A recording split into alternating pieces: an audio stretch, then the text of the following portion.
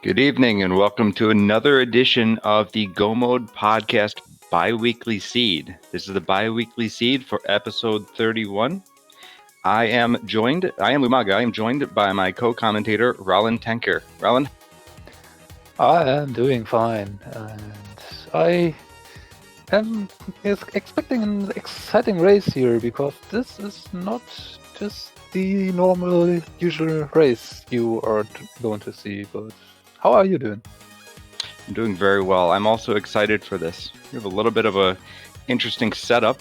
This episode was centered around cheating and how it is detected, what are the consequences and all that. So both of these runners you can see have file names that say please don't cheat and cheat timp. We have timp on the left, oro on the right. So we'll get into exactly what these guys are doing in a second. I think we're about to get started soon.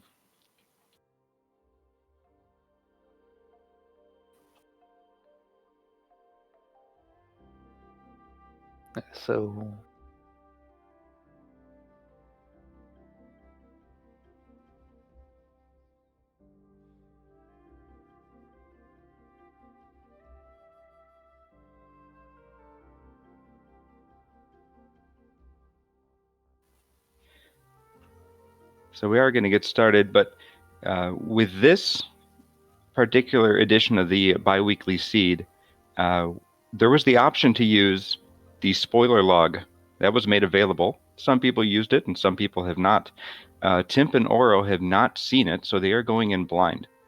But since this episode was centered around cheating, they are actually watching each other's streams while they are playing. So it's kind of taking the whole cheating motif to life.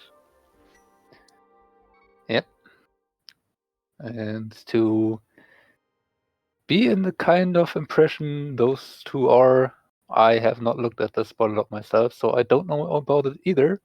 But both of them starting right now and finding the bow right off the bat here. Now, considering that you actually are watching your opponent, if you know that, there is actually a little bit of a change at how you can approach the game, as you do not have to check every location yourself, but instead can opt to check one area of the game and let the opponent check the other, and then just go over there and grab whatever you need. So Yeah. You can decide if you need to go back to where your opponent just was, or if you can skip it and save a little bit of time. Yep. And not only the bow from the start, we get a fire rod in addition to that. This is such a good start to the seed. Now they have arrows. They could decide to go into escape. It looks like neither are saving and quitting, so they may both be doing that. If you got bow, you got even arrows to fire with, and you got a fire rod, so you have enough weapons to clear the front of escape. It's definitely a play you can make. Interesting that both still opt to do it. I mean, if I know that, or considering that both players actually know what the other is doing, these are checks that are quite time costing compared to what they actually award. So if I were stream sniping, I would probably, if I see the other one checking this, consider to maybe not go here instantly and decide to check out other things. Definitely. You could go to Kakariko and see if you need to do escape later. And consequently, your opponent would see you go to that second location and have that information. So, stream sniping works both ways in this particular race. Yeah, and good thing that both went for this, because we found the mirror. This escape is loaded. 3 key items in very short time. We are only 2 minutes 38 seconds in, and yeah, we have 3 very important items for this race. And I might have said escape, but what I meant is that uncle and escape, I usually group them together for my routing.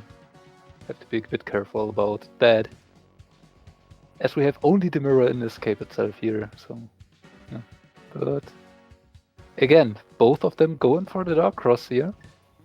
Definitely in logic with the fire rod in V31. It's a very important change to make sure you remember. Yeah, but this one especially, I'm kind of curious that both of them are still actually attempting to do this, especially if they should see that the other one is attempting it.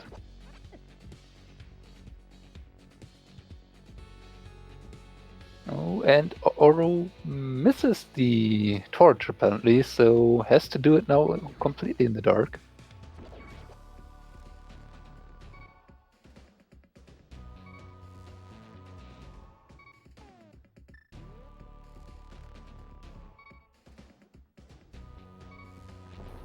And on only half a heart left.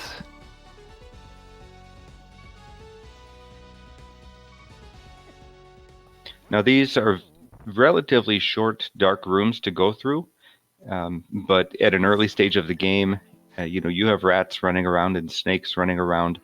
You could get hurt. Yeah. Yeah, Oro unfortunately getting sniped in the dark by a snake. Or maybe a bat. So now probably banking on Timp to show us and him what actually is down there, as we find the key, so there's at least not a small key. And looks like Timp also did not find the torch with that fire shot, so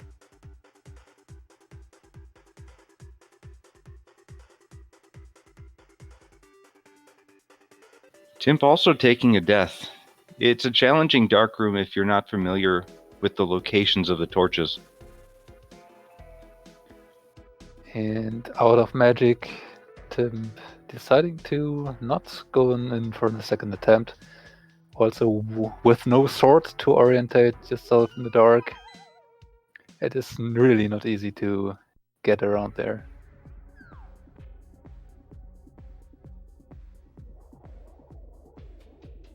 And some bombs in the Lost Woods, which we don't need to grab. 3 pulls very kind to us this seed. Yeah, and so nothing in the Lost Woods, just a green rupee.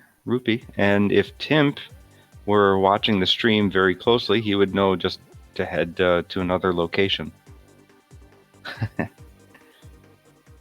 Yep, and I not 100% sure, but I think Oro intended to check Lumberjack, but then decided against it. So is now open on Timp to show what's up there, maybe. I didn't get a good look at it. It kind of looked like a red ruby, Okay. or at least like something red. And yeah, looks like Timp actually realized what's in the Lost Woods and isn't not even going over there. Well, Oro in Blindshot picks up his first sword, and he picks up a blue armor. So definitely a good time to go to Kakariko for both of them. Yeah, and this is also part of what makes this watching the other stream interesting, because while you actually see what you need to grab and what you can skip, for example, you could probably just skip the back part here, the bombable chest, because it isn't really valuable. Timp is skipping it for sure. Yeah, you actually are collecting or lesser, or not the amount of safeties you are usually grabbing. So you have to be comfortable with a bit less life than you might have had otherwise. Because we see, of course, here we need to grab the hammer, out of the back here. But we do not really need anything else. But the amount of heart pieces you pick up on the side can matter over time. Yeah, real quick, I want to address that point, but Oro just found the hookshot on the bottle vendor. So we had a loaded escape and we had a loaded Kakariko so far, with the hammer, the blue mail, the sword, and the hookshot. Yeah, and here's another part of what Stream Sniping actually got Timp into. Timp has not enough money to buy the hookshot right now, because he skipped the bag of blind hideout, which had 30 additional rupees. And now Timp has to scramble a little bit for extra money. Mm-hmm. Yeah, he knows that hookshot is there, but no money to go pick it up. Now, you did mention having fewer hearts and safeties. So this is a spoiler log race, right, that was made available. When you're doing a spoiler log race, you definitely need to look at the key items to beat the game, but you also need to look at what you can route in as far as heart containers, right? It's definitely an important part of a spoiler log race. Yeah, I mean, we have found the bloomer already, so we do not need, or do probably not need to find 15 or 16 hearts, but you still need a minimum of hearts to be comfortable, and yeah, depending on the runners, 8, 9, maybe up to 12 hearts, if you can grab them, actually are what you want to do. And looks like Timp saw the powder in the race game on our side and decided to not go back there for now. Is leaving behind the hookshot.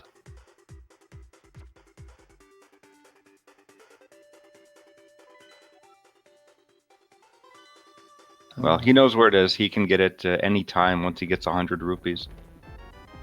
Yeah. And another thing which is a bit noticeable on Oro's part here, if you are stream sniping or doing some other things while racing and are not paying full attention to your stream, you sometimes may just run accidentally into walls and keep that doing for a few seconds if you do not pay attention to how you're moving. So over watching the other opponent and watching of what you can maybe skip or not, you still have to pay enough attention to your own game to not mess up. It'll be interesting if anybody takes a fall off a cliff or takes a death while we can tell that they're stream sniping. They just walk and keep walking when they shouldn't. Definitely going to happen at least one point in this race, I'm sure.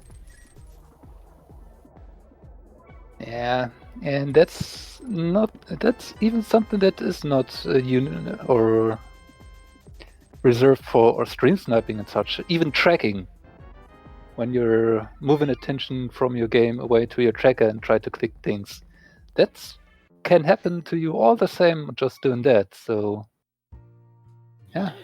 Both of these runners went to Mini Moldor and picked up 300 rupees, which will be very useful later for Zora and, of course, for Timp's bottle vendor, but picking up the Master Sword as well. Yeah, and another thing here, Oro deciding to save and quit. Probably knowing full well that Timp is going to check Ice Rod Cave and thus has no need to do it before knowing that there is an item. Yes, now we finally see a little bit of difference here, where we can almost tell one is waiting for the other to do the checks. So Oro looks to be headed towards the eastern area. Sahasrala's Closet can clear out Eastern Palace as well. So he'll wait to see what Timp gets in Ice Rod Cave. And is probably not going back to grab those 3 bombs. Because that would be just a waste of time.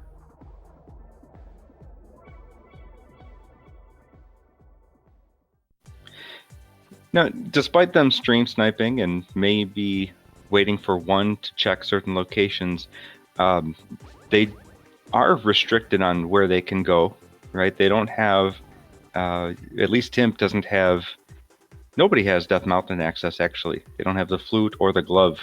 So there's only a few places that they would even go at this point. It makes sense that they both head to the eastern area about the same time. Yep, there is maybe a Gino left, and that's basically what's reachable for us right now. So we have to find progression somewhere, and it is a point. Stream sniping is all good and well, but you still need to grab those items, and if you're just waiting for your opponent to find all those items, at some point your opponent will be in go mode, and if they are in go mode before you, they have an advantage. So you have to do a balancing act between looking at those items and skipping things, because if this would have been the big key here, Timp would have had to go back to grab it to finish Eastern, which would have actually cost him more time. So you have to do this risk versus reward thing here.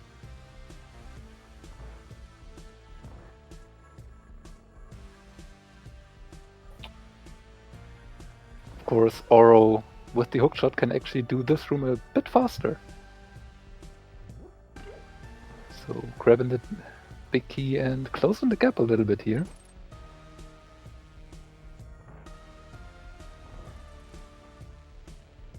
Yeah, we have the bow, we have the fire rod, we have the big key.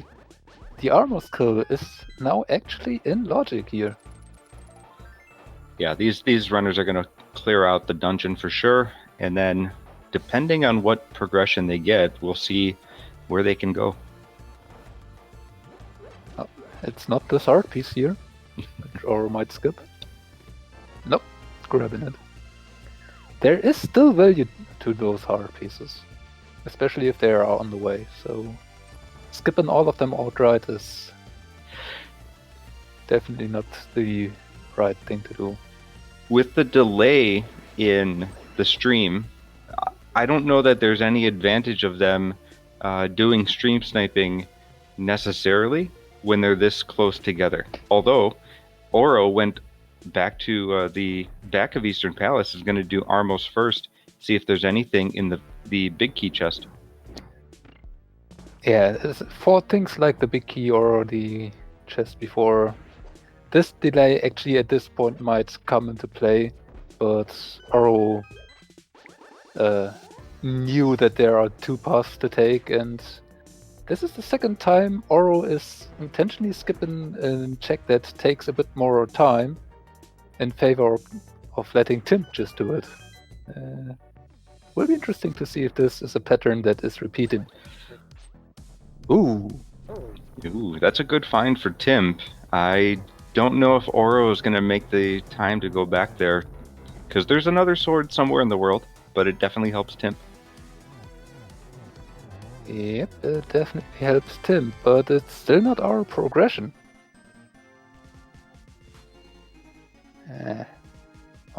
Oro a bit unlucky, letting the Armor's Knight get away, so the quick kill not longer possible. Or there's a backup for it, and gets the Moon Pearl as a reward.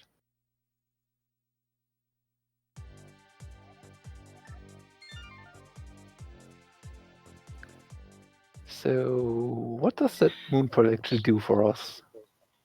Nothing until you get either 2 glove upgrades or 1. No, they just need the 1 glove. 2 glove upgrades would be good if they didn't have that hammer, but 1 glove upgrade somewhere in the world will give them Dark World access. I think they have to go to Agina. It kinda looks like it. Also, Oro did not go back for that tempered sword he should have seen. Mm-hmm. So not investing the time, taking another trip through Eastern just yet. Which might leave the possibility for him to be on a Master Sword fight later on in Ganon if he does not decide to go back ever. Because even if there is another sword, there's no guarantee that we are actually able to find it. And now that I actually remember that we did find the powder, we have another location open to us, the hammer. So this will be Timp's turn to see if there's anything of value on a location Oro finds. Would be an interesting thing to see if Timp is actually heading for... Nope, he's not heading to Agina first. Which probably is the answer here, as Madbird has just bombs. So Tim probably just going to buy his hookshot, which he now has the money for. So for progression, I would say Agina would have to have something like a glove or a flute A lamp. or flippers. We have the Master Sword or the Temple Sword respectively. So lamp is not out of the options. Oro's actually going to go back for the Ooh, Dark Cross. right. He died last time, so he will do this again. Both of them actually died, so we do still not know what's down here. Or at least I do not. And our runners do not, because neither of them finished it. But now with 6 hearts, full magic, and the Master Sword equipped, also blue mail, this is quite a bit easier than last time or attempted it. Hitting the torch this time, so can just see where to go in this room. And looks like Tim actually wanted to head up the mountain, but forgot he still needs a glove for it. Yeah, unfortunate for him, but I think he'll quickly realize that he has to go to Agina. But Oro did find that glove that Timp was just envying. Yep, and there that stream sniping first time kicking in full effect. He turned Tim. right around. Yeah, Tim on the way to Agina, instantly turning around after seeing that the needed glove is actually down in Dark Cross.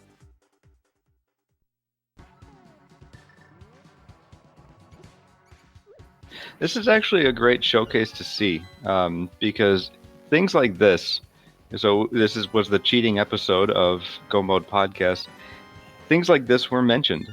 Somebody on one side of the screen would wander around and wait for the other runner to find something of value, and then instantly head towards that location. So this is a great showcase of how to identify those kinds of things on the stream.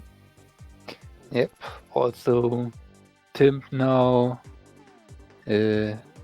could, with the small key that he did find, just after grabbing that glove, continue doing the escape and go for the back of escape, which was locked until now, but has or should have seen that there's nothing of value there and can just skip out on it.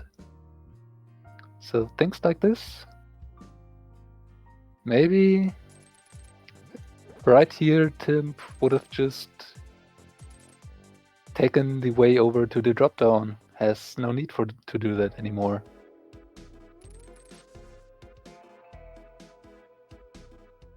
And looks like Oro is heading to the Dark World and Timp is heading up the mountain. Yeah, so now this will be challenging for both of them if they want to follow their own route and follow the other person's route to see what is skippable. So we'll see what comes out of either of these decisions.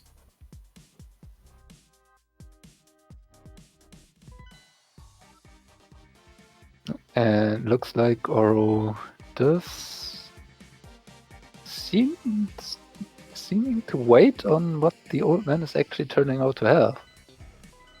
Because that is a suspicious wait on what Oro is doing there. Quick map check. Yeah, good time for a map check for him though.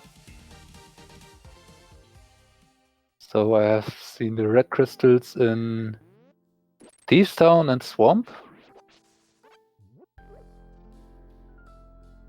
And now that he knows the old man just has a heart, decides to continue in the Dark World, going to Skull Woods.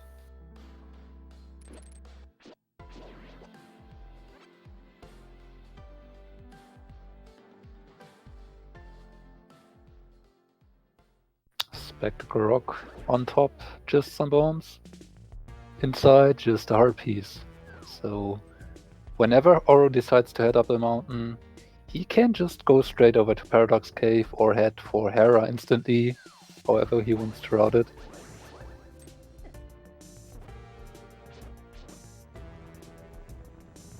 And has no need to pay any mind to Spectacle Rock at all. And now dips into two separate dungeons here for both runners. Hera versus Skull Woods.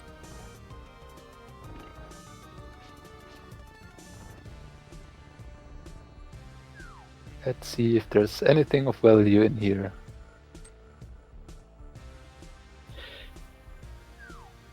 Well, Hera is also a pendant, so it'll be interesting how far Timp goes into it. Whereas Skull Woods is a crystal, and we have the Fire Rod, so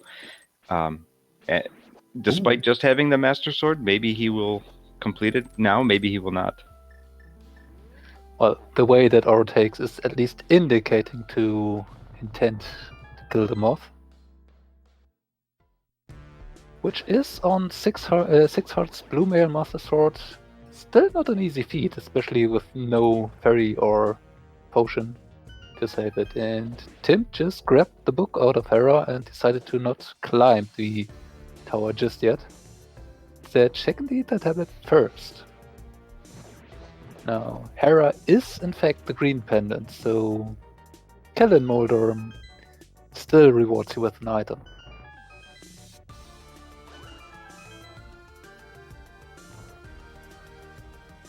With Master Sword, Mothula will be a little bit harder to kill.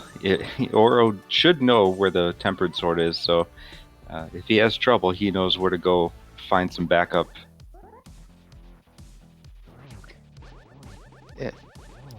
He has the hammer though, so if he is comfortable using that one, he has at least Tempered Sword damage.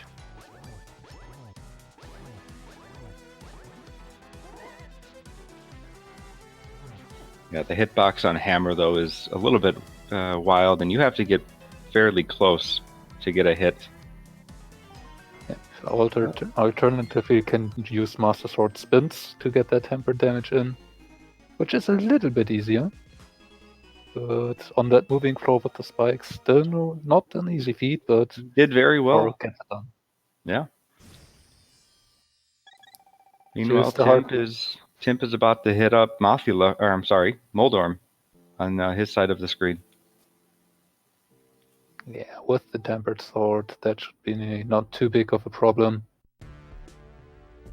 Oh, gets a poke in actually. That is not good.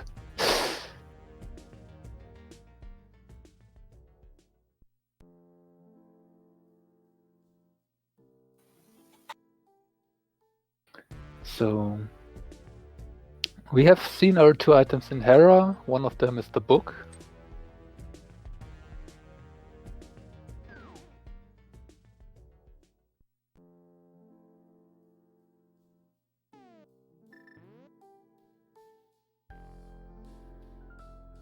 And Trolldorm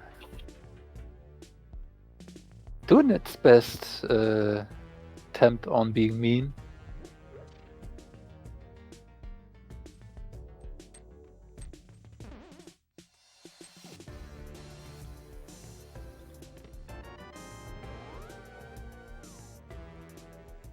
But is taken down now, so green pendant acquired. And there is a key, so if he wants that other item, he'll go into the basement. And it I will believe give Oro we did an opportunity. see both items in Hera. I'm sorry, I missed it.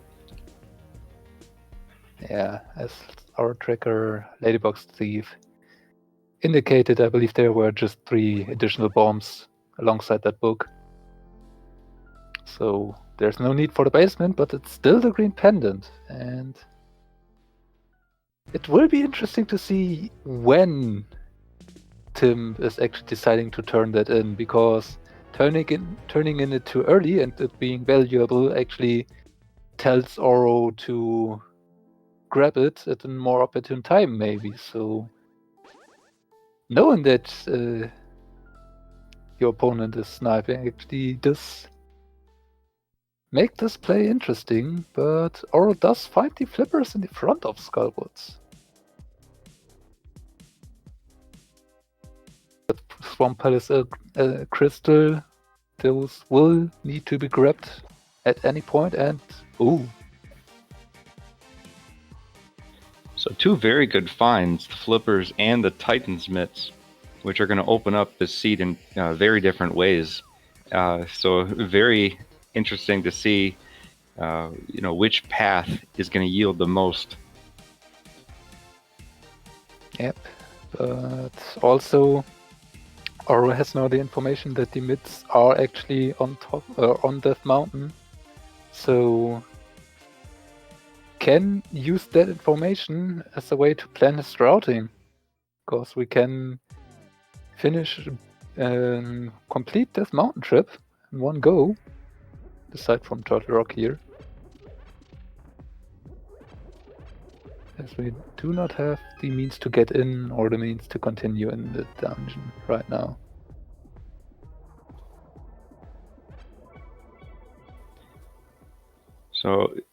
So far, only a couple of interesting items on Death Mountain that you could get. There's Ether, the book, and the gloves.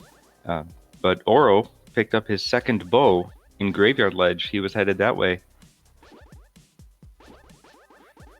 Yeah, so has now silver arrows. Will be interesting to see if Timp actually does go to get those, considering he has Master Sword or Tempered Sword already. Or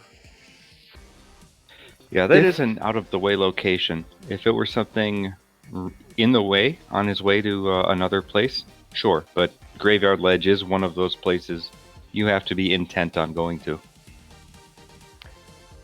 There is still the King's Tomb open though, so at some points when you find the boots and you have to go over there either way, you can combine that with Graveyard Ledge and grab those silvers. They do save you a bit of time, but question is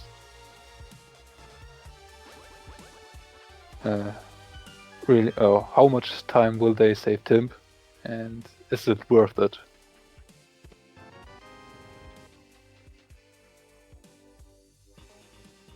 And we have a shovel.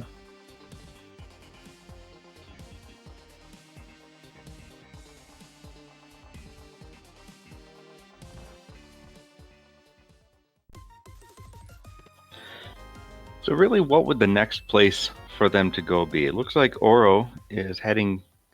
He's wandering through the village of outcasts. Thieves Town is a pendant, but there are 4 quick checks in the front. And then Timp has finished out the Death Mountain trip. So I'm wondering where they actually go next. Well, Thieves Town is definitely an option. We have the hammer, we have the means to fully complete it. It is a red crystal, so I just take it out of the way.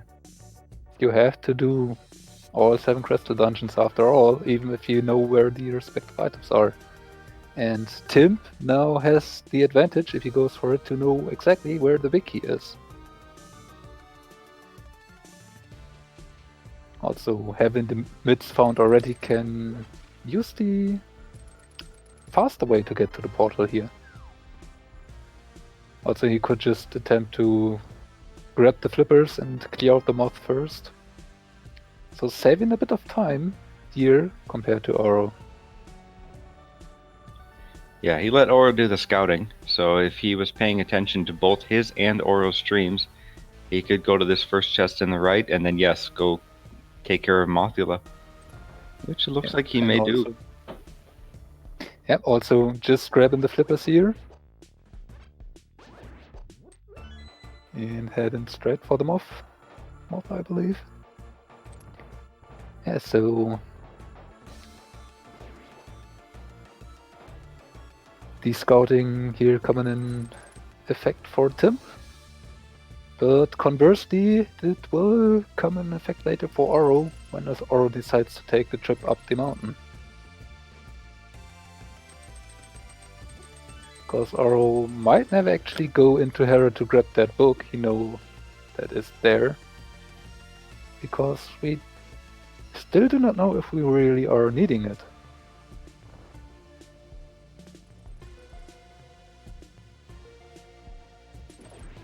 Ether tablet did not hold on to anything important, and Bombos tablet has to be checked still, but it is in another one of the out-of-the-way locations. And do you really want to grab a book that is out of the way to check a location that is out of the way? And you were talking about a strategic turn-in of the green pendant. Well, Timp is in a position where he could check the pedestal as well. But do you want to do that when you know your opponent is stream sniping? Because if you check it, you both check it. Yep, saving already time to actually do it. So, yeah. There is really a strategic part to this that is kind of interesting and unusual.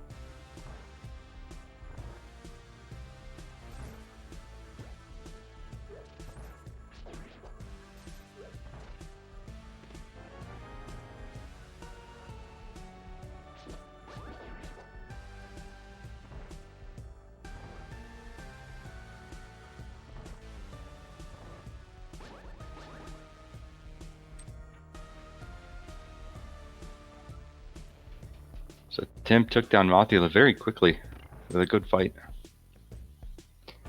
Yep, with the tempered sword equipped at an easier time compared to Oro. So, just doing a bit of bug extermination here. Grabbing the second item out of Skullwoods is done over here. And saves and quits. Not going back to Thieves Town the way through Skullwoods. Yeah, not checking the pendant, not going directly to Thieves Town. But it looks like Oro is on his last hit. And he takes down Blind very quickly. Looked like it was almost a perfect script. Yeah, seems to have taken not a single point of damage here. So, yeah. Did a good fight here. And picks up a third crystal here.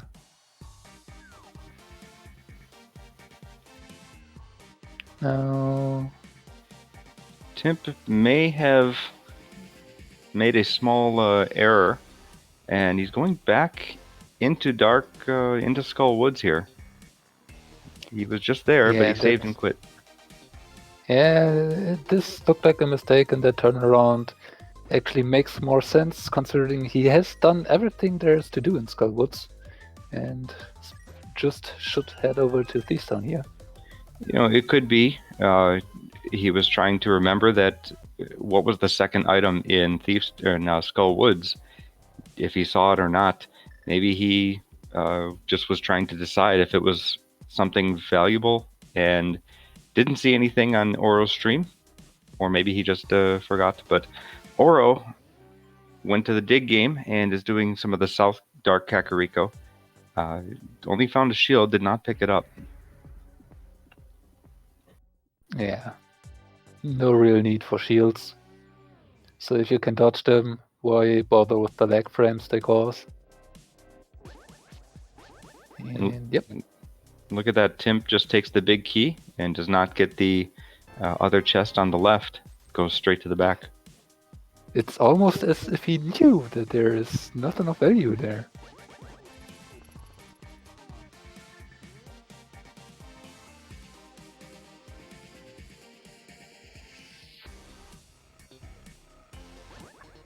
So, yeah.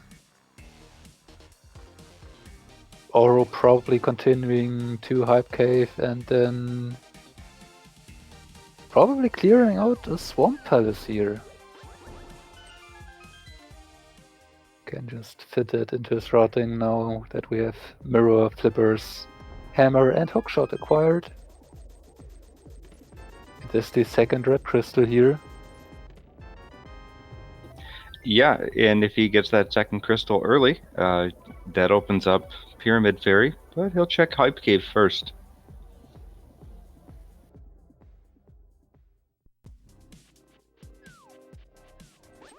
Gets a red mail, but not much more.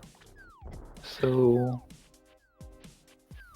Well, he did get 300 rupees, and they have not gone to Zora. Who knows if they will need potions later. Money's always good to have. yeah. I gotta say, though, I really like the sprite that Oro is using, this wireframe link, how it switched from blue to red as he picked up the mail, and it almost looks like a flashing neon sign when it does that transition.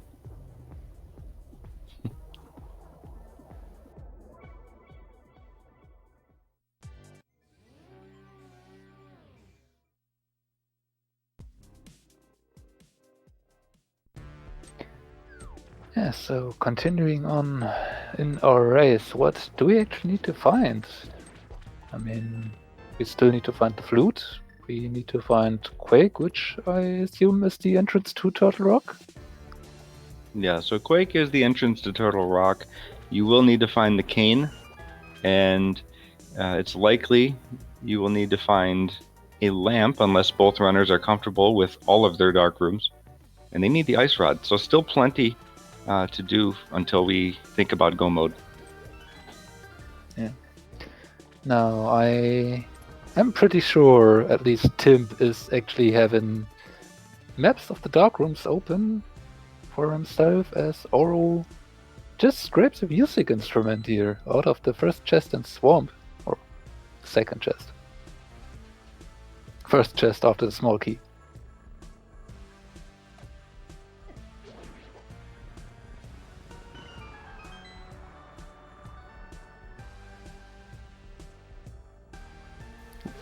Timp having a little bit more trouble on blind. He's down to his last heart, but oh, he does get hit and takes a death.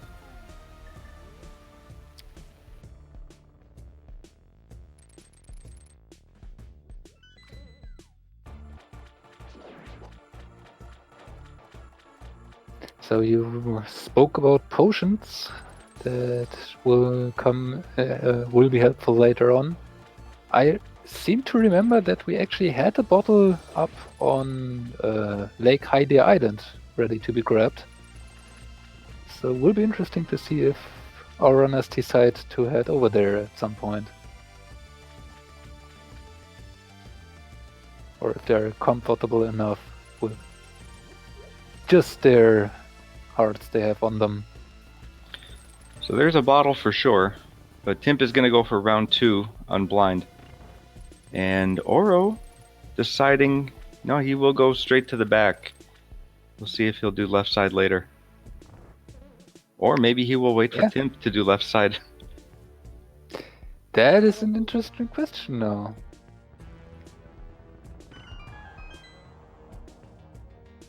Just 2 minutes to check 2 items.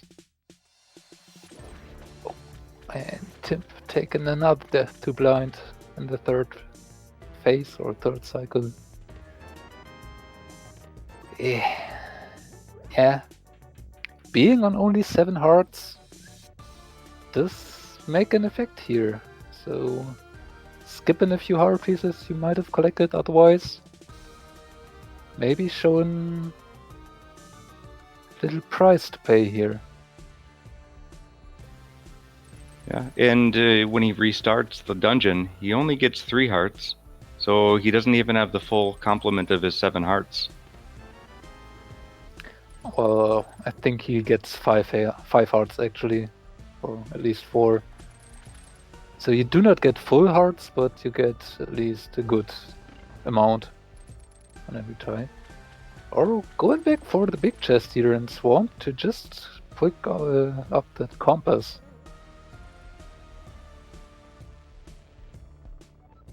And it's unfortunately another death to blind here for Timp. Yeah, once you are off script, even if you know it, that fight gets harder, and doing it without any safeties might actually be more challenging than you would assume from watching all those experienced runners doing it over and over again without any damage. Yeah, he will go back for it later, but it looks like he's going to get into Swamp as Oro's about to get to the end of Swamp. We'll see if he does end up checking left side, which Oro left abandoned. He for sure will pick up his flute here. And when he gets back to activate that flute, can then take a retry on blind. He also knows that he will get a bottle alongside it, so when he activates his flute, he can actually grab a potion first before attempting a fight to blind. Another fight against blind, so yeah. Maybe the smarter way to do, actually, with the information you have now. And Oro, in this fight versus Argus, still only on Master Sword, so that's another thing where Timp will save time. He might save time in the sword swings, but Oro is pretty good here doing doubles for the first few sets. He's taking 2 of these bubbles off of Argus and doing a spin slash, and takes it down in 1 strike. So he's doing very well on this too. Definitely solid on his execution here. And gets a 1 cycle in the second phase on Argus. That is very nicely done. So Oro now with 4 crystals. Yeah. Getting that 1 cycle in the second phase is really not that easy, because you can't just spam your fire rod and everything is fine. Yeah, that takes some precision for sure, either with the fire rod or with something like Silver's, just timing it perfectly to get 1 cycle. Tim forgot his key at first, but he'll go back for it. Yeah, you can stream snipe all you want. Skipping keys still does not work really, if you need them to get through doors. And looks like Oro skipped left side, but is heading to check out the red bomb.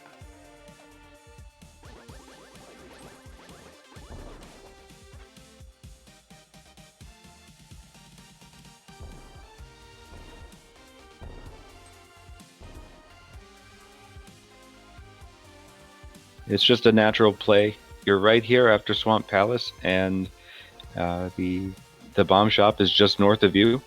Go ahead and get it for 2 chests, and then check the pyramid. Then you'll see if he goes either to activate that flute right away, or heads to pod, or up to catfish. He's got several good options right now. In the normal race, I would probably head up to catfish, check that one out, and save and quit from there to activate the flute. Possibly route the Zora checks in first, and looks like there's actually something of interest on the pyramid. It's his sword. So there's our tempered swords. Oro now actually saving the time going over the trip to the Vanilla Big Key chest in Eastern Palace.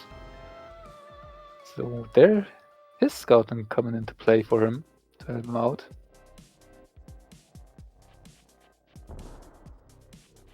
And we have a mushroom in the pyramid here. Yeah, if he goes to catfish, he can route in the potion and take care of that pretty quickly. Potion shop. Yeah. Although he just got a ferry, so if he just wants health safety, there would be no need to grab an additional potion. But that mushroom turn-in is way more important, I think. Because you can just conveniently put that into your route that you actually had intended to do anyway. You know, this is actually very fortunate for him. He can do Potion Shop, Catfish, and then the Zora area. Yep. And from there, save and quit, head over to Keg, activate his flute, and then go back. Gets boots. Now he can... So this is where it hurts or a little bit that he still not has the mids, because if he had the mids, he could actually check King's Tomb now on the way to activate the flute. He is not really able to do that here. He would have to either grab the mids first or go into the dark world and then mirror from there to get to King's Tomb right now. We were wondering what Timp was going to do. So he has finished off Argus and picked up his crystal, but he also skipped left side swamp. Not worth it to give someone else the information. And rightfully so, considering that he knows he has to do red bomb to grab the mushroom to get the boots and then can get the ice rod from Catfish. Now he should probably just grab the red bomb before. Oh no, he needs to hadn't finished Thieves Town. Yeah, he dipped out of Thieves Town after taking a few deaths. Right. And now Timp is actually heading over to Pod.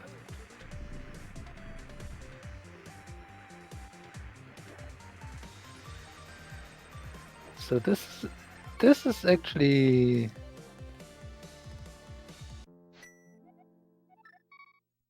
Yeah, this could be very bad for Timp actually being here.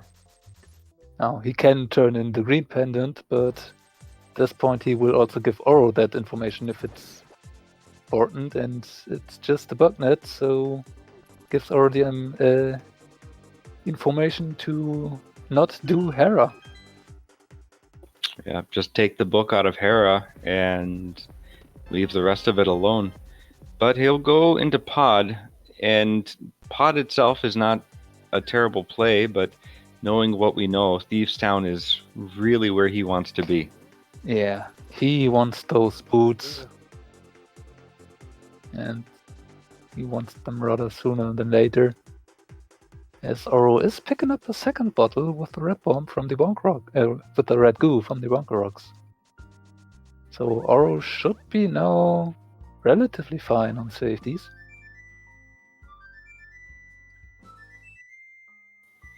So we'll get his flute activated here. The next few stops he needs to make are Mire area and desert area if he wants to do some overworld checks. But Ice Palace is fully in logic. He's got the hammer. Oh no, he needs to get those gloves, those mitts from Death Mountain first. Yeah, alongside the Ether Medallion, which might be needed for Maya, but he knows full well that they are just in the Spiral Cave, so he can skip all the unnecessary stuff and head straight over to Paradox to grab the... Oh, no, was it... Where was Ether again? I believe Ether was in Paradox. Yeah.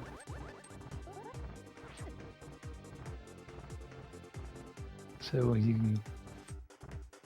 can go over there, grab that, get his mids, and then be done on the mountain as we find the Quake Medallion here inside of Palace of Darkness. And while this is a good find for Tim, this is probably an even better information piece for Oro, as he will need that. And now knows that he has to get to Pod.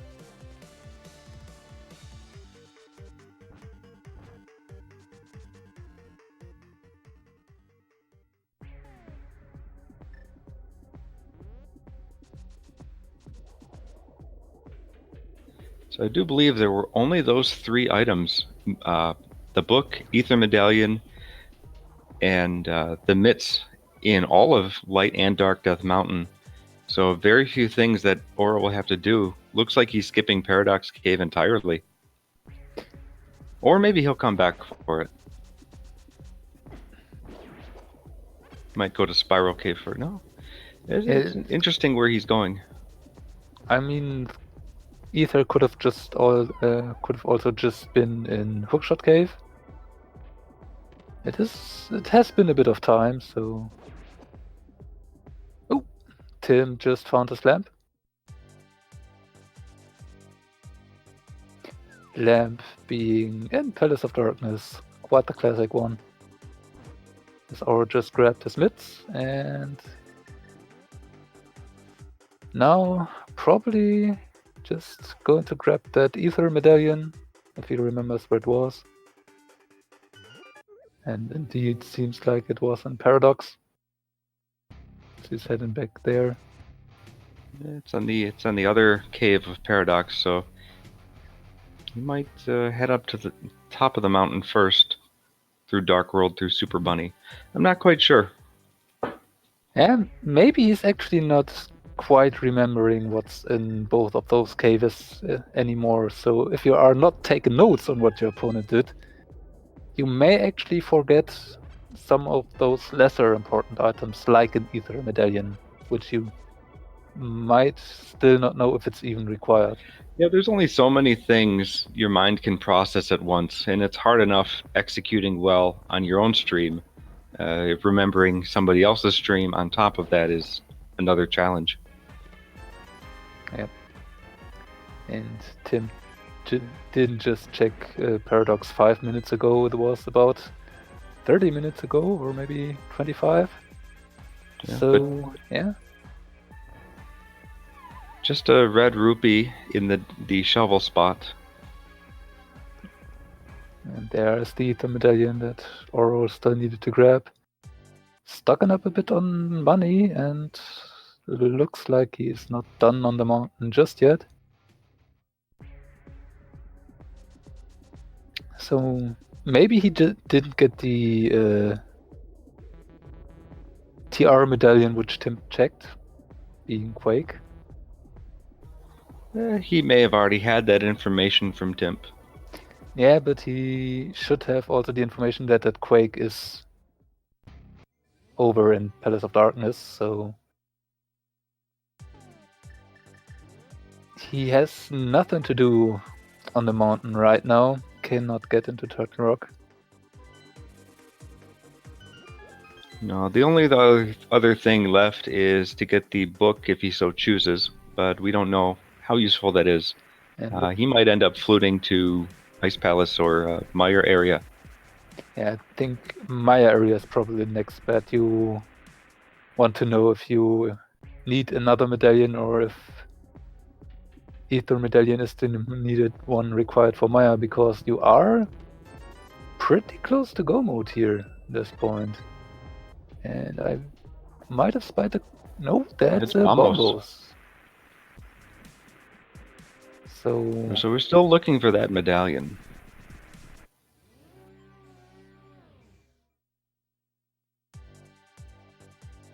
And looking at the heart counts, Oro made it up to 10 hearts. Tim's still on only 7. So while Oro did check quite a few more locations and Tim theoretically could save time there, he also has less safeties. And yep, Tim on the way checking checkerboard, but doing a 180.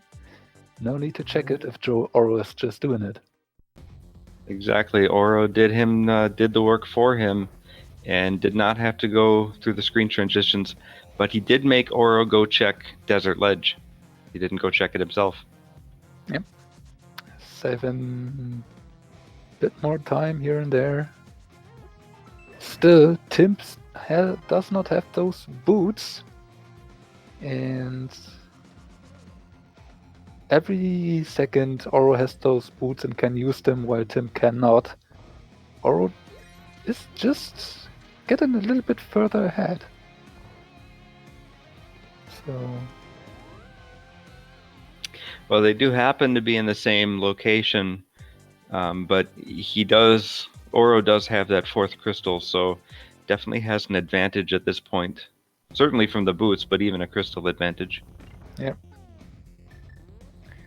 And Timp really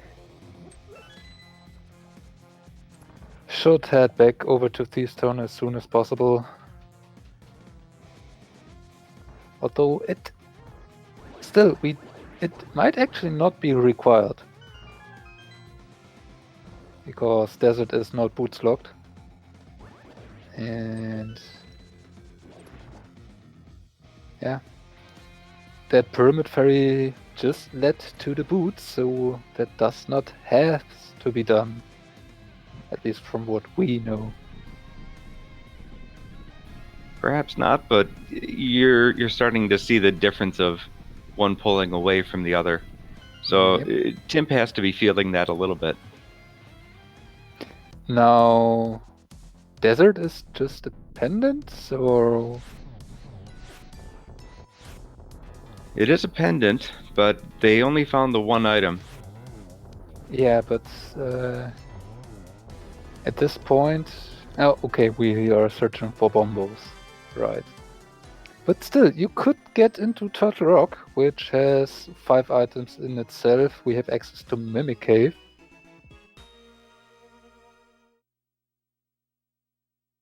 And there's Bamos on Landmolus. So this makes this play very good, but if you would have not known this, it's actually a bit of a curious play.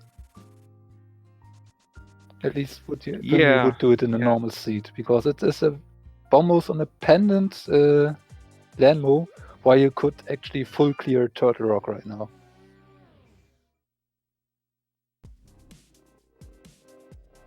Or the... No, Turtle Rock, you still need the Cane of Samaria, so you can't really do anything. I have some items that I just expect to have for certain dungeons, and that are the flippers for Swamp. You always have them, so I do not care about them. And the cane for TR, you just have it. Yeah.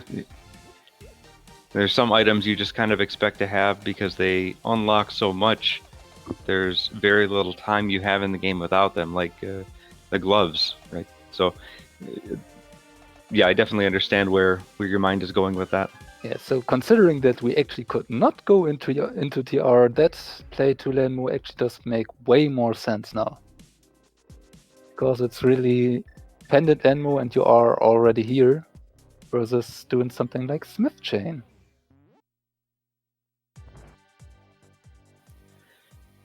Yeah, a few checks that Oro will do for Timp, and Timp will be the beneficiary of whatever comes out that is valuable. But meanwhile, Timp needs to go into Thieves Town. Looks like that's where he's going to head and try and get that 5/6 crystal.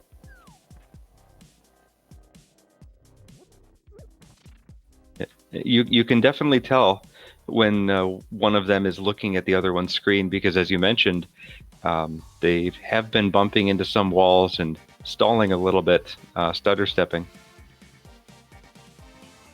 Yeah, those lapses in execution that you usually are not seeing from a runner that is paying full attention to his own game. Because, yeah, when you look at what you do, you usually do not make stupid things.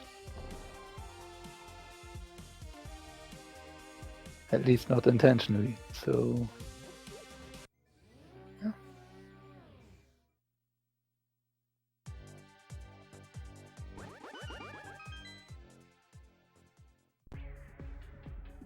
Or doing a little world tour with the lunchbox,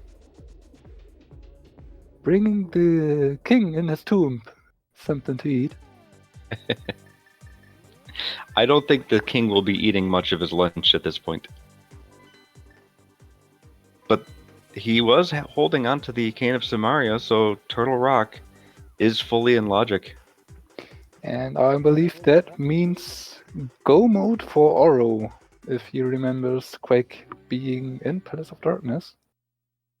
And kinda looks like it, because he instantly abandoned his purple chest and fluted over to clear out Ice Palace.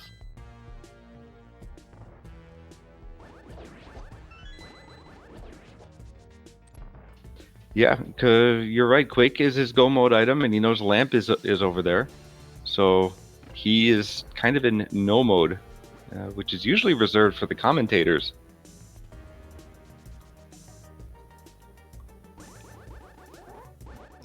Yeah, it's always a little bit debate about no mode and go mode. If he completely knows where the Quake medallion is, you could actually say he is in go mode because he is not checking any more items. But he's still looking Still getting this one. This is actually curious. Is he not aware of the Quake in part, or is he just not comfortable with his Ice Rod? Ice Palace routing here. He should be at least in no mode, so everything additional check-in here in Ice Palace would not be to find progression, but to find safeties. Again, there's the whole thing about information overload. You can't tell what he's remembering and what he's not remembering. So it's tough to say what's going on in his mind right now. But Tim got that big bomb and is about to pick up his mushroom.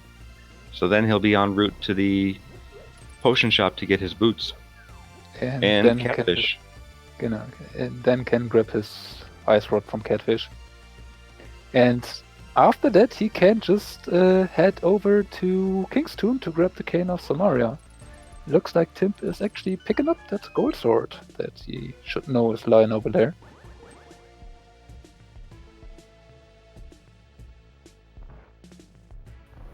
Yep. Butter sword acquired.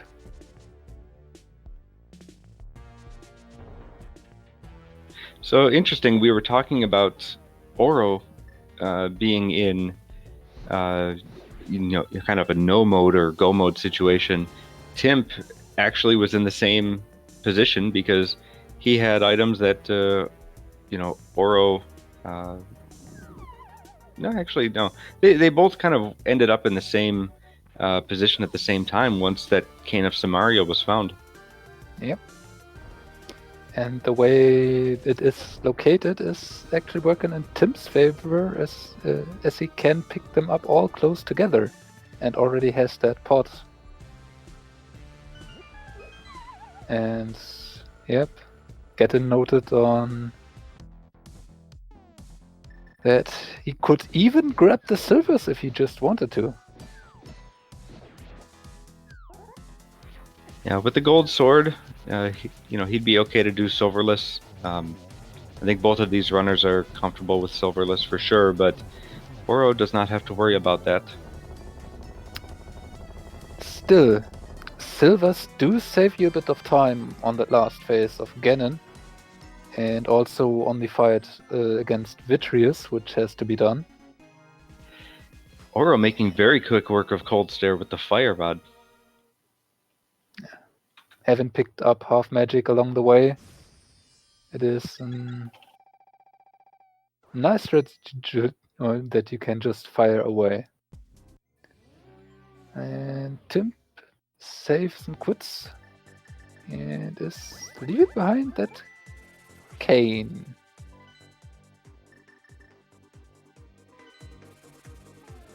She's saved and quitted to the Link's house.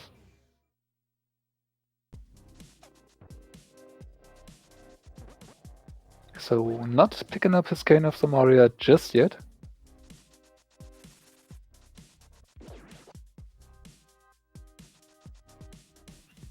No, but Oro will go to Pod and get the get the lamp in his Quake medallion, and I would imagine,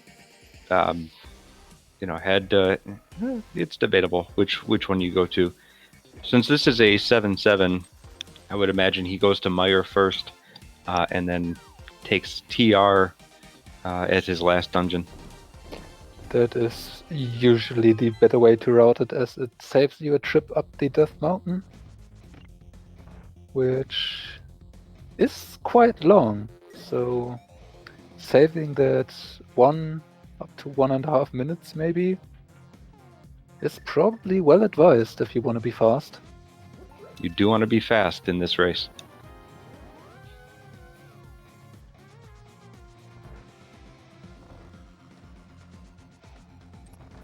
So Timp did not go get the key from the first chest in Ice Palace, so he is in full-on go mode here, knowing that he has to pick up that Cane of Samaria.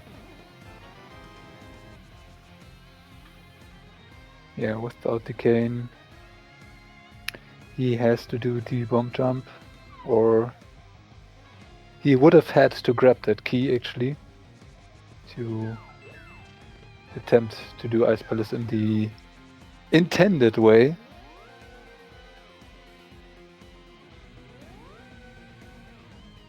Which, I don't know, did you ever do Ice Palace in its intended way? Probably 25 years ago. Once I learned about the bomb jump, in the past year, I haven't done it since. Kinda understandable. That intended way is really not the fastest way of doing this.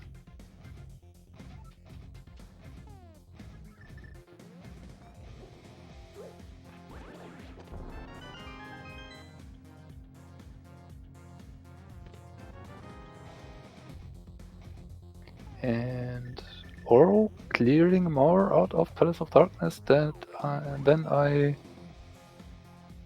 would have thought, as that big key is actually not needed. He knows that the items are here. He just doesn't remember exactly which chests.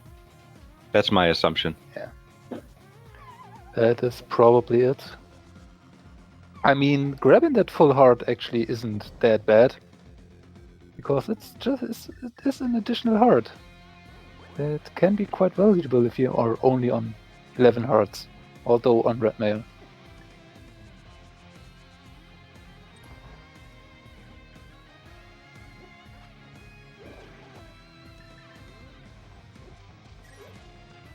Tim on the way, 2 golds there. It's just on 3.5 hearts, so has to be careful in this fight. Yeah, he has half magic, and I believe he has a bottle of something, so he might be able to survive one way or another. He intended to buy another blue potion, but doesn't have a bottle at all. Nope. No. There was one in the Swamp Palace, but he never bothered to pick it up. And it's down to 1.5 a heart, but gets it done. That was a very quick, clean kill from Timp. And with that, he's actually mostly caught up to Oro, barring that Cane of Samaria. Oro is on his way to Misery Mire and will, make quick work of this. This is actually closer than we thought it might be earlier on. Yeah, that time that Tim saved over not checking the items, not checking the locations that Oro did, is quite immense, but still, we can see that difference in hearts and in safeties in general. Timp only on blue mail and 7 hearts without a bottle. Oro has the silvers, has red mail and 11 hearts. Has quite a bit more leeway in addition with those 2 bottles he has. So yeah, Oro can just play full on risk mode, while Timp has to be careful to not get hit too often.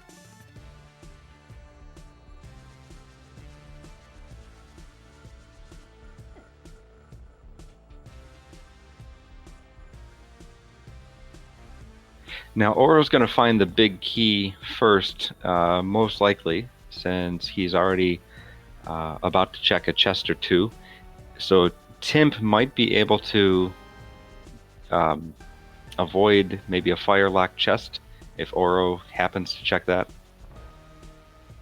Yeah, now if this is a God Maya, that wouldn't be a thing, but it's not completely. Tim will at least not have to check the bridge chest there. So can save a little bit of time here.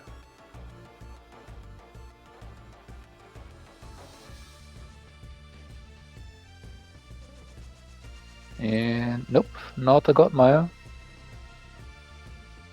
Not even a demigod mire.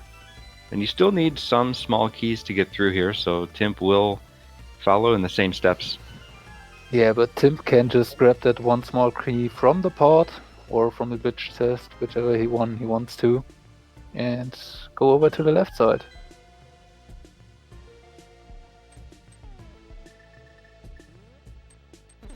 That's what he's doing. Big key found for Oru in the... I think that's the compass chest. Yeah, the easier to reach chest on the file side here. Timp is right behind him at this point.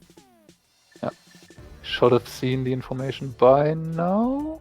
Nope, didn't. Did now.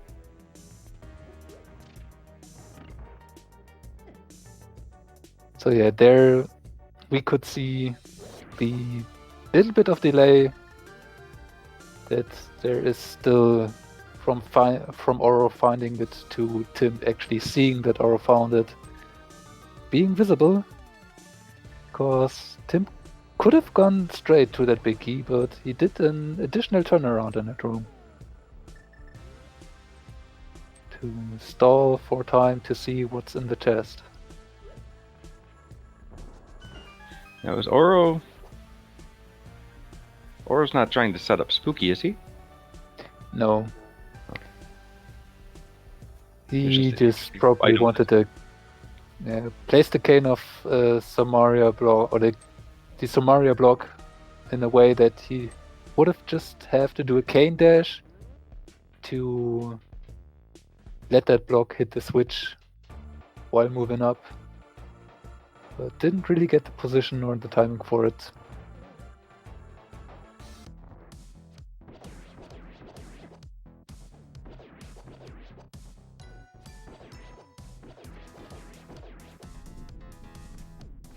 Now we will see here an advantage for Oro, as this is Silver's fight against Vitreous, which is over faster than you might imagine. Blink and you miss it. Yeah, it will take a little bit more time for Timp. Should have no trouble with it, but Oro picks up his 6th crystal. So very good, quick fight from Oro. Yeah, and now we are getting to see the problem that Timp has. Without any safeties, Timp has to be careful to get not hit too often, thus trying to dodge damage, thus being more prone to making mistakes and taking actually more damage. Or it could just do the normal strats and have not a care in the world.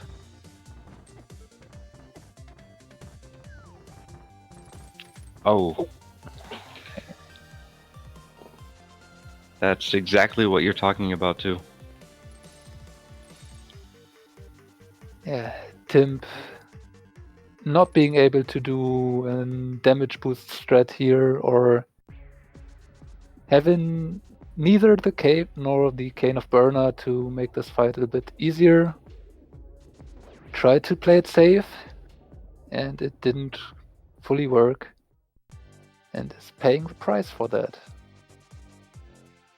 So this is, I think, if you ever attempt to do spoiler log races, be aware of what you can and what you can't do, because doing something like this with so low equipment is... Yeah, this might not work out in your favor. On my first attempt on a spider lock race, yeah, I tried to climb GT with 4 hearts green mail to grab the mirror. Turns out doing that is not that easy. That sounds actually really tough to do, which is why in a spoiler log race, definitely want to get some of these safeties. Now, Timp is pausing here. I wonder if he's just taking a quick breather. He's on low health. He is giving a message to all of us on stream. Is that really for all of us, or is that maybe directed at Oro? As he might suspect him actually doing a stream sniping. And we have a dot done from Timp. I think he's being a little facetious there, but it was one of the other things that they called out in the cheating episode, cutting your stream early and making a dot done. So I don't know if he's quite forfeiting yet, or if he's just taking a quick breather and getting off tilt.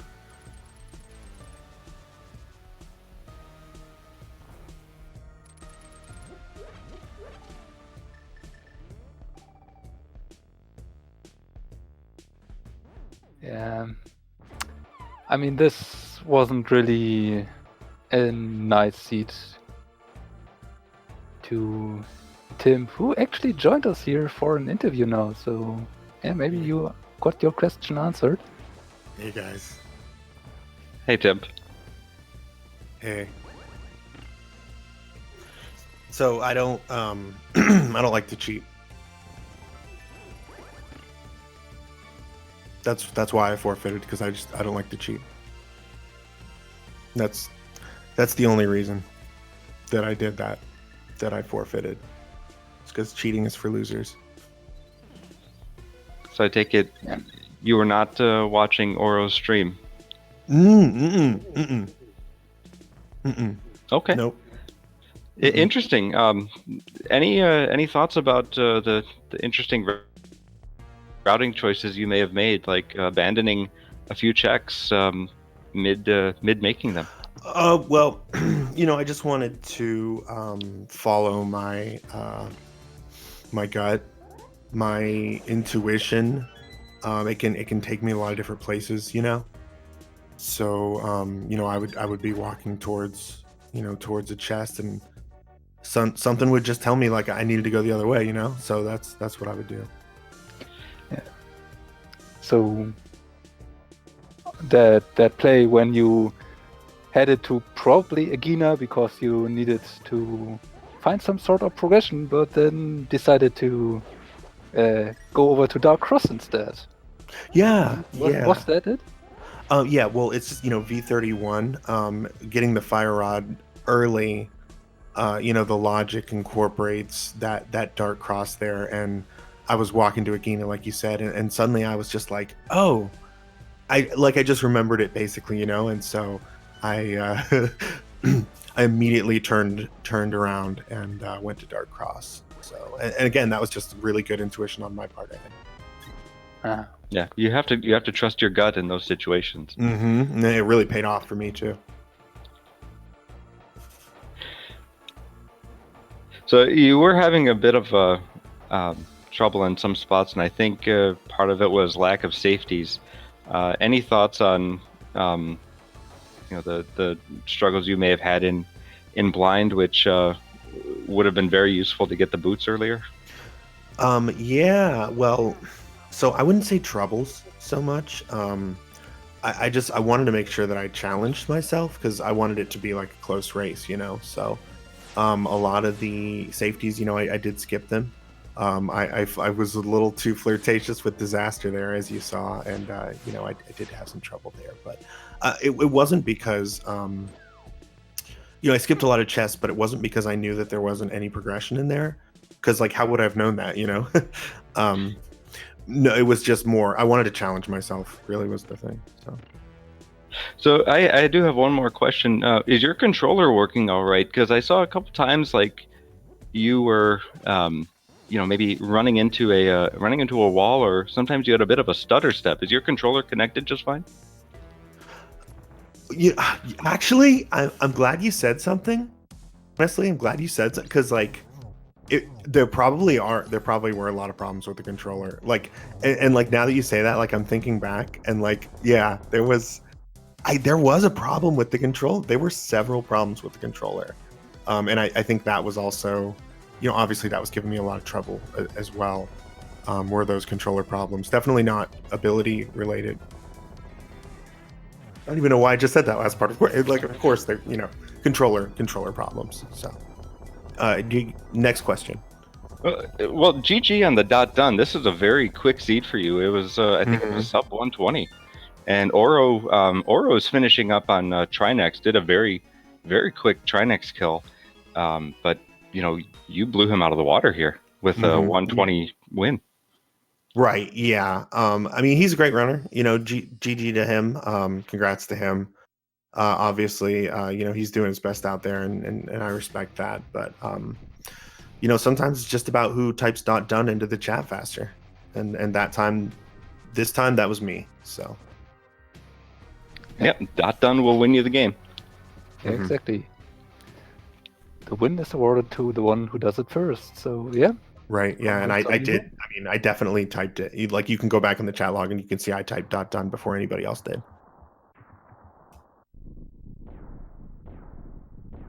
Do you guys have any other questions? I have to catch my breath, Tim. Okay. This was very good. Okay. And maybe the chat here has some questions for you. Okay, actually, I literally just jumped in to the restream. I haven't been able to see any until just now. So I see a LadyBoxthief screaming her head off. Was pod bow locked? Wait, was pod bow locked? I don't think so. I don't think it was. Was it? Well, you played it. Tell us about it. I mean, what was your impression? Was it Bowler? I'm trying to... So the first chest was a key, I think, and yeah, I don't remember after that. It was a long time ago that I played it, so. Yeah, I mean, if it was Bowler, it would have at least explained some of your routing things and your movement. Yeah, it was bow-locked, yeah. Yeah, I'm sorry, I didn't understand what... locked in pod. Yeah, sorry, I didn't understand what you got. Definitely bow-locked.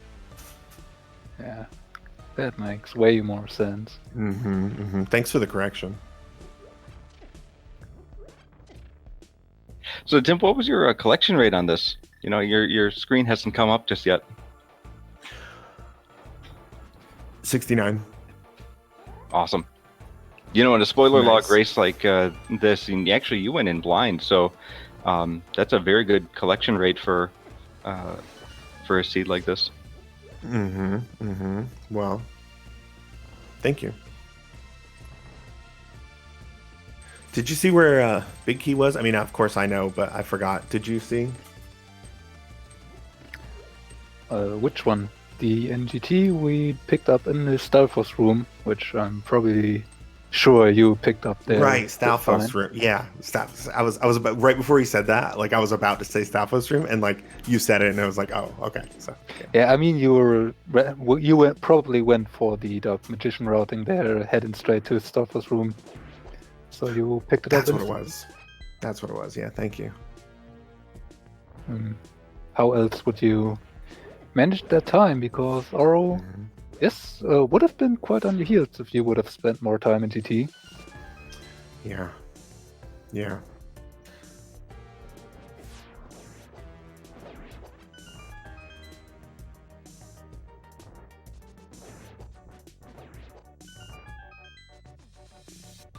Seeing Oro taking on that gauntlet.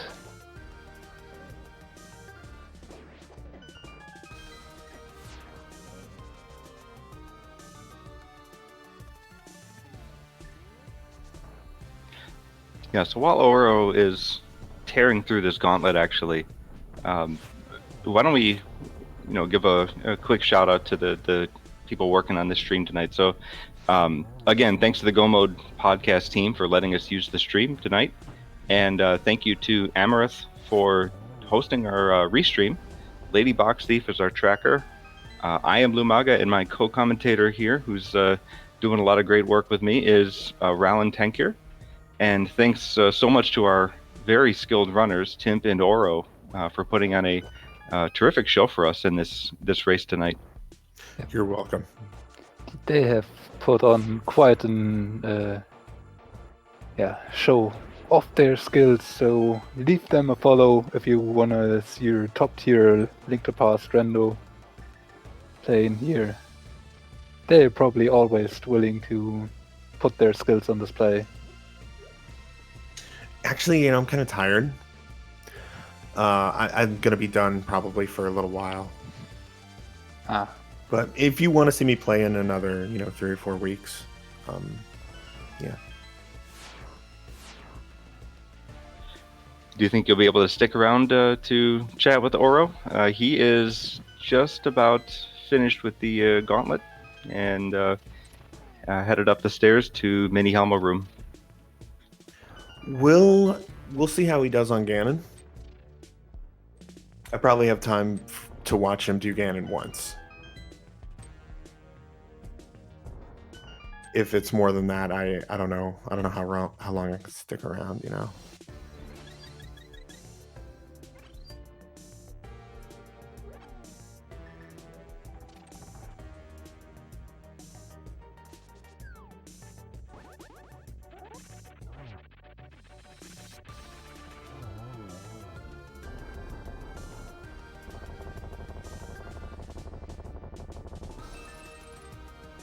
Do you think you made any? So there were a couple of things you did that Oro did not. So you turned in the green pendant. It kind of wound up empty, but hey, it still worked out. With a victory for you. Anything you might have taken back from this race? Well, as we know, I did collect the green pendant. Got that from Moldorm. Nothing was on Moldorm. Turned in the green pendant, and as you know, that did give me the bow, which, if you're asking me if I would do that differently, I mean, obviously not. There probably was like a little bit of stream clipping, so you might not have seen the strat that I did with the net, but it's pretty much invaluable during Aga 2 with this new strat. So I mean, had to get that, absolutely had to get that, which is why I not only fought Moldorm, but fell twice and went back and made sure to finish it up because I needed that net. I'm actually, I don't mean to be rude, but I'm kind of surprised you didn't know that. I mean, again, I know that kind of came off mean, but just, make sure you're keeping up with the latest strats and stuff before you ask these questions. Oh, I haven't seen that strat, but I'll have to rewatch the VOD and make sure that I learn it. Yeah.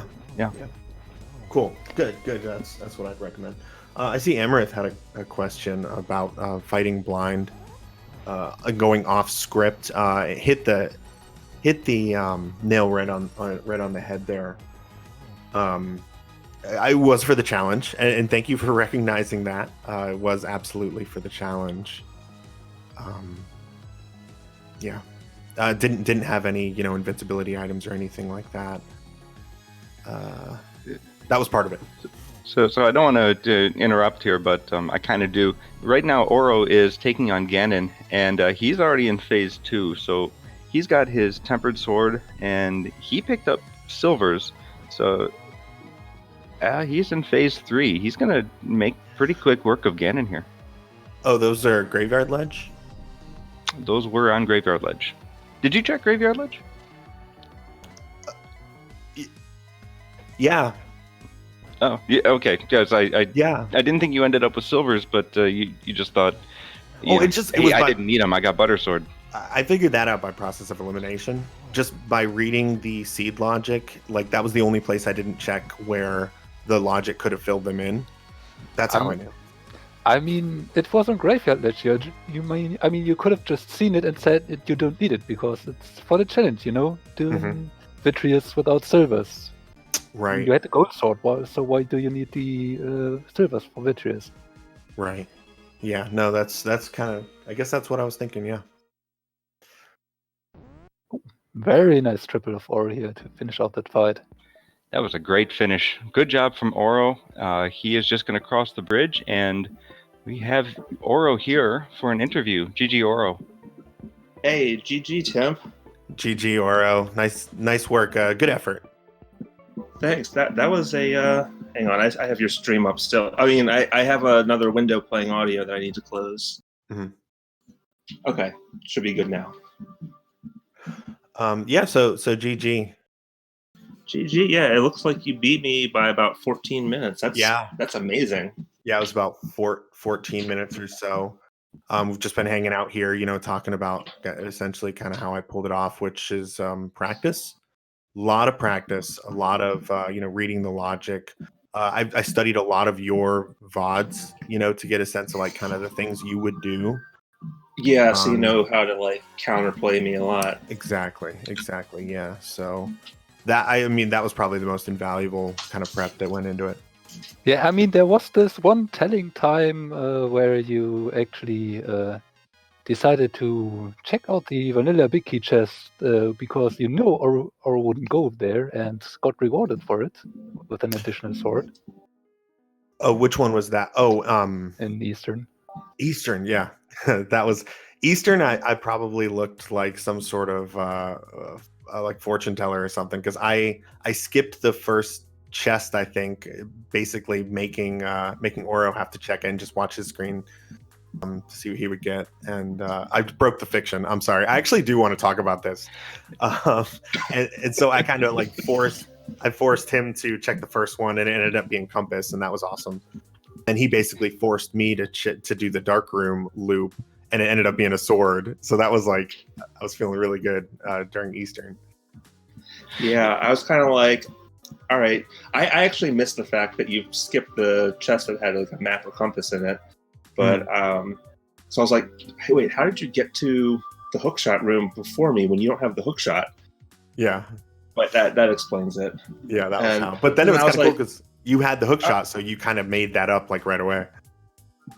Yeah, so then I was like, all right, I'm going to force Timp to go down that dark hallway, and if it's nothing, I'm in good. If it's something, I can just go back in there. Mm-hmm. Yeah, there were a lot of interesting like games of chicken, I guess, kind of, where it was like, well, I'm not going to check it. Are you going to check it? Or sometimes like I would purposely not check something so that you didn't know what it was and like accept the penalty of also not knowing what it was. So there's one spot in particular that I remember. Oro was checking Checkerboard Cave, and Timp, you were on your way, but you did a 180 and went back into Desert Palace, and you actually made Oro check Desert Ledge too. Yeah. But then I forced Timp to check the right side of Desert. Yeah. And I started to double back. I was kind of wondering if we were both going to like stop and just like inch forward a little bit, but I was like, I don't have time for those games. I just got to go check it. I'm behind at this point.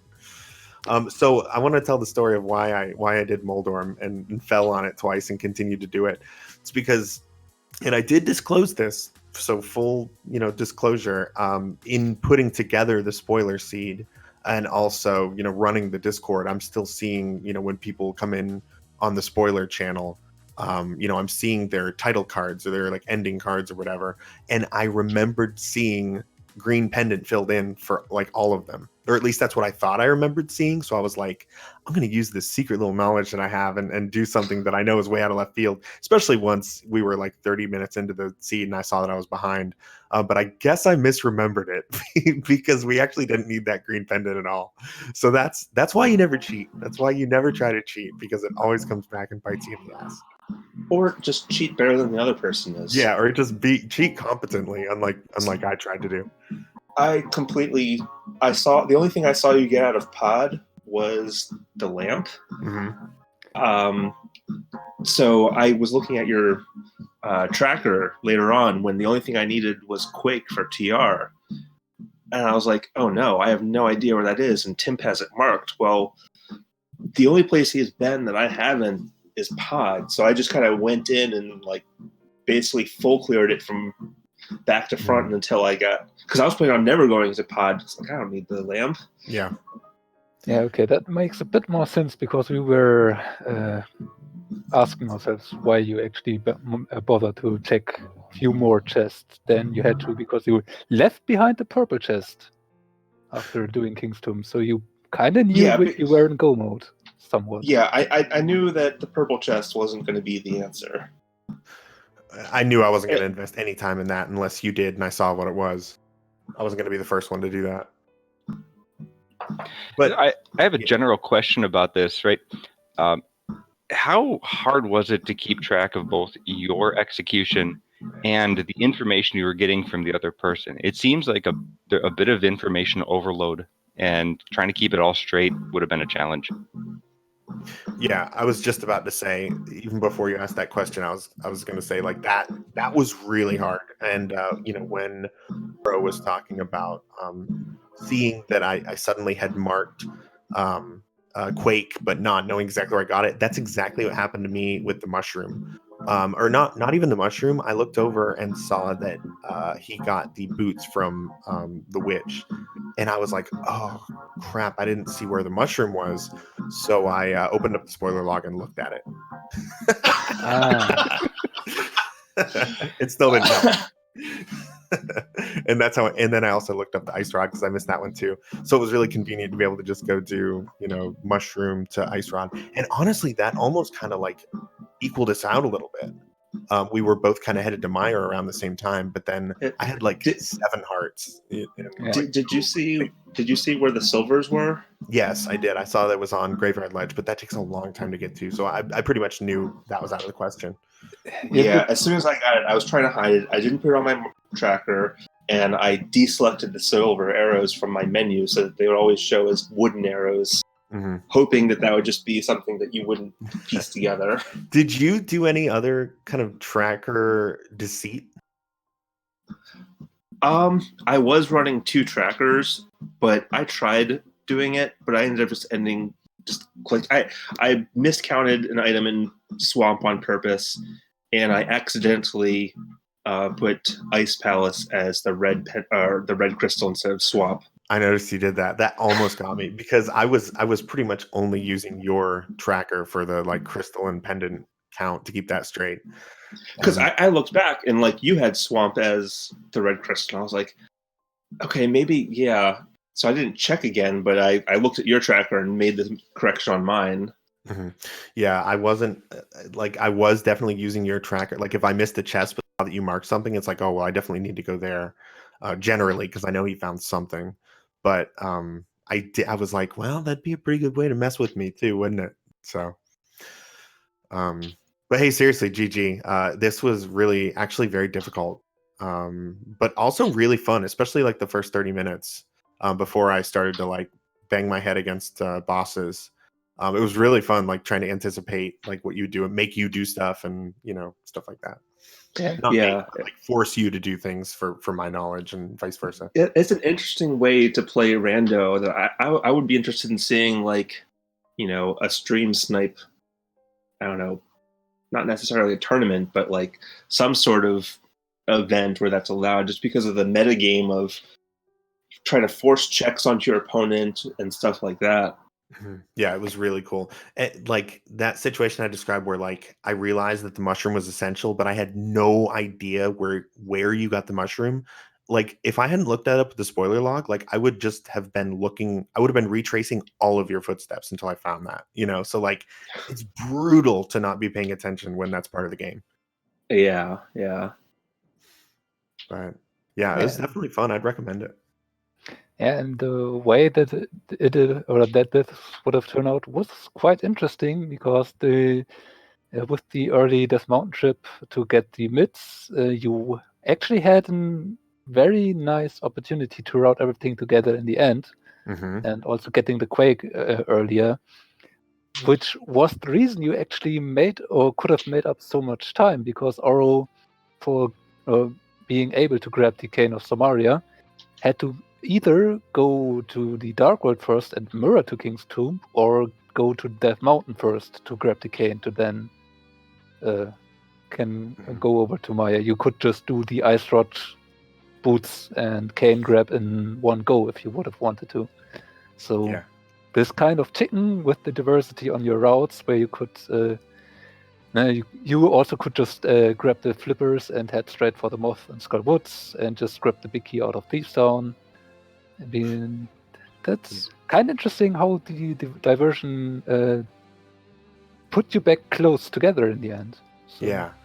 I felt like, for all the reasons you just said, like I had the gloves early, all the stuff that I basically had him do first, I could just make beelines for the important stuff, which again took a lot of focus to like be able to remember what was what. But it's kind of its own sort of challenge to be able to do that. And I felt pretty good until I was running into, basically I missed the script the first time on blind, and from there, trying to go back in, you can't really use it. And so that was really what kind of started the downfall for me in terms of execution.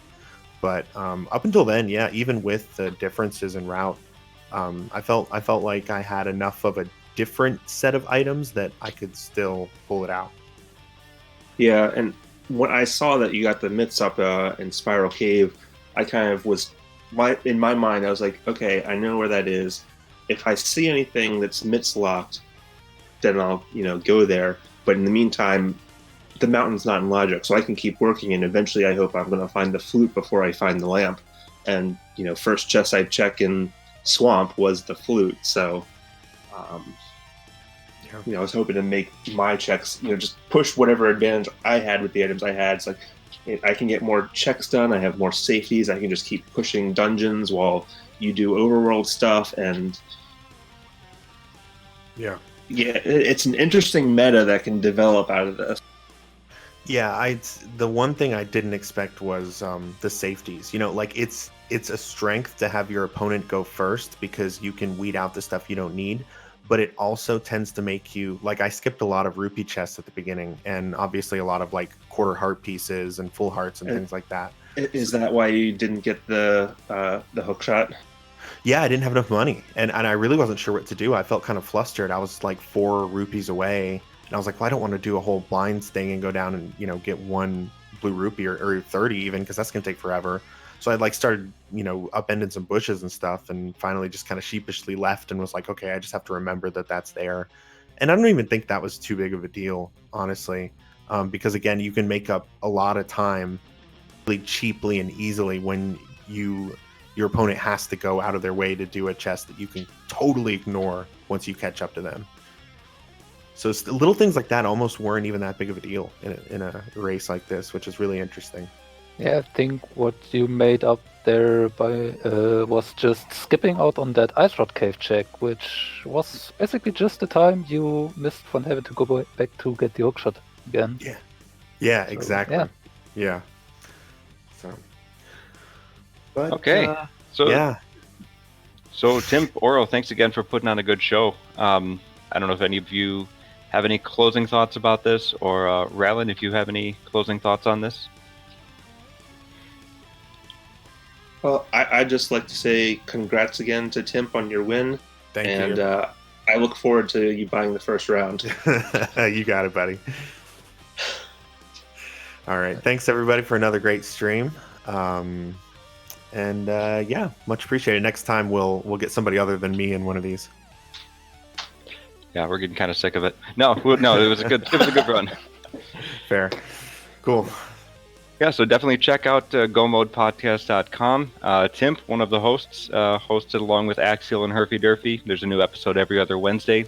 And for the time being, we'll be continuing to work on these bi-weekly streams on the off weeks. So I'm all set. Ralen, are you all set? Yep.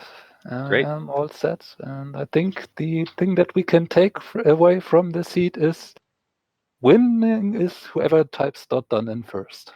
That's right. Definitely. Okay, everybody, have a good night. Thank you. Thanks. Good night. Bye. Bye.